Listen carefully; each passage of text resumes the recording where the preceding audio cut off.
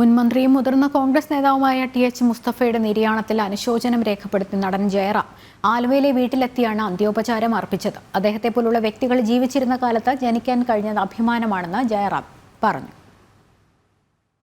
കഴിഞ്ഞ ഏകദേശം ഒരു മാസത്തിന് മുമ്പാണ് പെട്ടെന്നൊരു മനസ്സിലെനിക്ക് തോന്നി. ഞാൻ മകൻ സക്കീറിനെ വിളിച്ചിട്ട് പറഞ്ഞു, എനിക്ക് വാപ്പയൊന്ന് കാണണം. വാപ്പ വീട്ടിലുണ്ടെന്ന് പറഞ്ഞു. ഞാനിവിടെ വന്നു. ഒരു മാസം മുമ്പ് ഏകദേശം 1 മണിക്കൂറോളം അദ്ദേഹവുമായിട്ട് ആ മുറിയിലിരുന്ന് ഒരുപാട് കാര്യങ്ങൾ ഒന്നും മറന്നിട്ടില്ല. പഴയ പെരുമ്പാവൂരിലെ ഓരോ കാര്യങ്ങളും കഴിഞ്ഞൊരു 50 വർഷക്കാലത്തെ ഒരുപാട് കാര്യങ്ങൾ പരസ്പരം സംസാരിക്കാൻ സാധിച്ചു.